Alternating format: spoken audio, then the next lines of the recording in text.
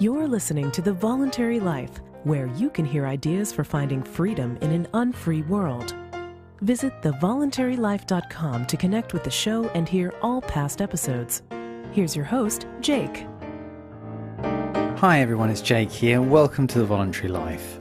This episode is about the financial risks and rewards of entrepreneurship. So we're going to talk about money in entrepreneurship.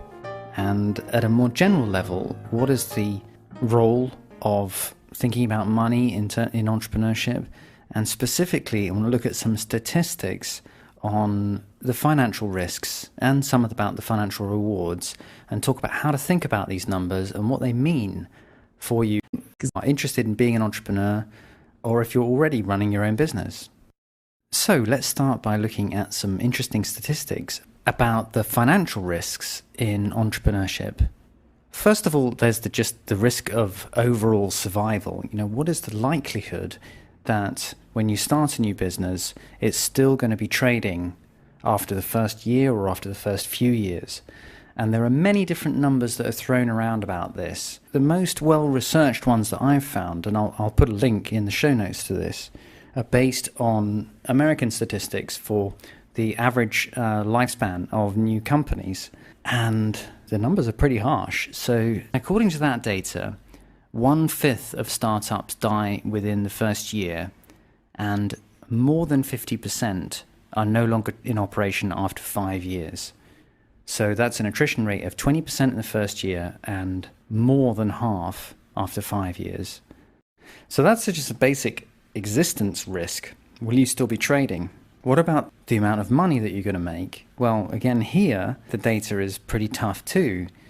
So there is some debate about how to measure this, but on average, entrepreneurs earn perhaps around 1/3 less over the first 10 years than they could have earned in a paid job. And again, I'll put a link to the research that shows this in the show notes.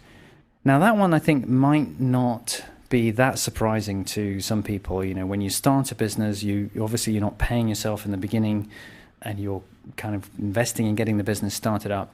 But I mean, we're talking over 10 years here as well, that the earnings are significantly lower for entrepreneurs than they perhaps might be if the same people had gone into paid employment. And you can have a look at some of the debates about whether this is fair comparison and so forth. But as a kind of worst case scenario, I think that's an interesting potential downside, is you're definitely not earning more. Now that brings us on to the next statistic, and that is about the investment. Because you could say, well, okay, so you're not going to earn more, but then again, you're probably not paying yourself an income, and you're investing in the business and developing its capital value. And so, entrepreneurs are actually effectively earning it in different ways, so to speak. Well, interestingly enough, the research seems to show that entrepreneurs on average don't earn a better return by founding startups than they would earn by investing in publicly traded stocks. In fact, they earn less from a risk-return perspective.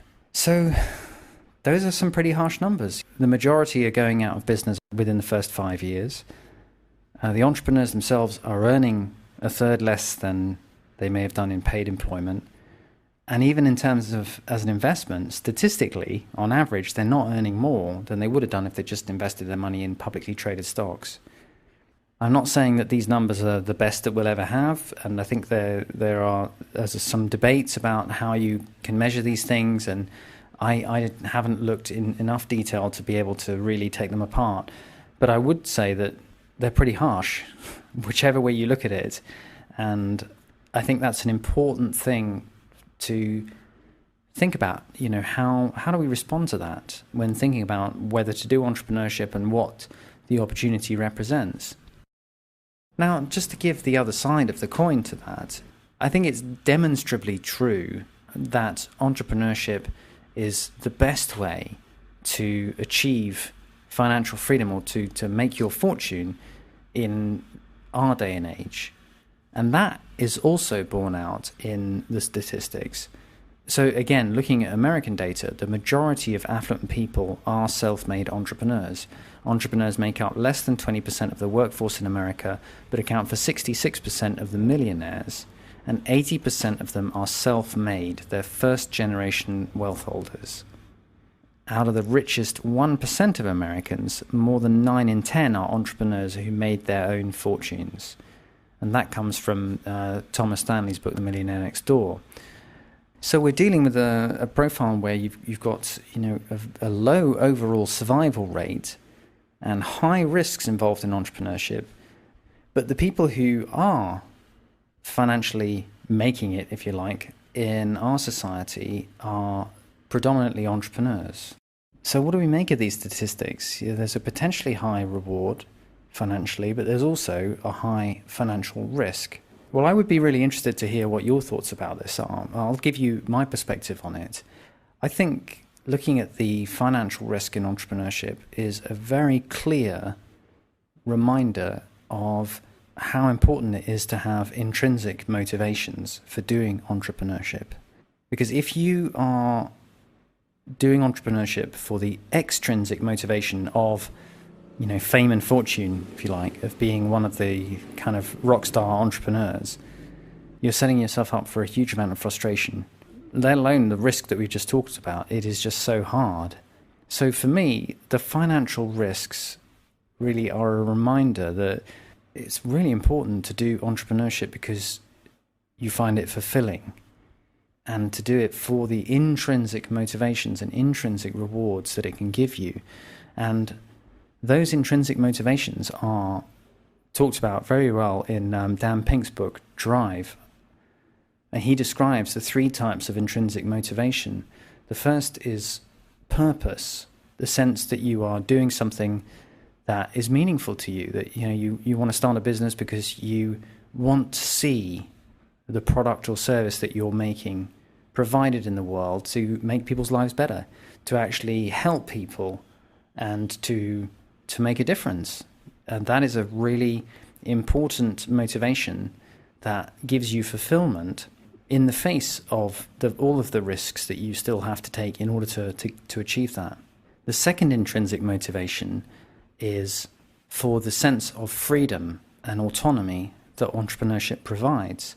And this is, all about the opportunity to make your own choices about how to live your life and about what you want to do with your time and how you want to try and make your living, and to get the chance to direct yourself, to really choose for yourself how to build your business and do what you think is the right way to do business. And that, again, is a hugely rewarding aspect of entrepreneurship that keeps you going in the face of these financial risks that we talked about. And the third intrinsic motivation is the opportunity to experience mastery, to get fulfillment from becoming better at what you do. And entrepreneurship is, again, a great vehicle to really experience that kind of fulfillment. It's a big challenge, and there's a lot of things that you need to learn and need to master, just in terms of all the skills and techniques and so forth. You need to learn how to negotiate, you need to learn how to sell, you need to learn a lot of technical stuff, whatever your business is, about the business itself. You need to learn how to analyze your business. So there's a great opportunity there to take on those challenges and experience yourself mastering them, becoming better and better at all of these skills. And that in itself is hugely rewarding. I think the most exciting thing about entrepreneurship is that it is a fantastic opportunity to get fulfillment through those intrinsic motivations. And that means that, in a way, the high risks associated with entrepreneurship, the high financial risks, are the price that you pay for those fulfillments. That is the admission price for the opportunity to do entrepreneurship, because it will allow you to really live a greater sense of your own purpose and to experience a greater sense of freedom and to master your activities in a way that is highly fulfilling as well. So does that mean that we should just do entrepreneurship without regard to the financial side of things? Is the idea to just enjoy the sense of purpose and the sense of freedom and the opportunity to master these skills and kind of not worry about the money and just hope that the money comes. My view is no, absolutely not. And my view is that it's really important to be very clear about your motivations with regard to money. But there are very different ways of thinking about money, either as an extrinsic motivator or in relation to your intrinsic motivations. What I mean by that is that if you view money as a chance to show off your riches, if you like, that's an extrinsic motivator, and extrinsic motivations never make you happy, and all the research shows that. But when you think about it, one of the core intrinsic motivations for doing entrepreneurship is freedom, autonomy, and financial freedom is a big part of the experience of freedom and autonomy that you can get through entrepreneurship. So I think it's very important to have a clear motive to make money if you are going to become an entrepreneur, but not because you want to sort of, win some competition or be richer than other people or experience power over other people or anything like that. No, those aren't the motivations. The intrinsic motivation is so that you are free, so that you get to experience the financial freedom to be able to develop your business under your own steam without being dependent on loans or debts or other stakeholders and so forth, so that you get the freedom to decide what you want to do with your future, whether you want to carry on with the business or whether you want to sell it and do other things with your life, as I've chose to do. So that's the intrinsic motivation when it comes to money. I hope that thinking about these risks and rewards in terms of what your intrinsic motivations are that will keep you going in entrepreneurship is something that can be helpful to you.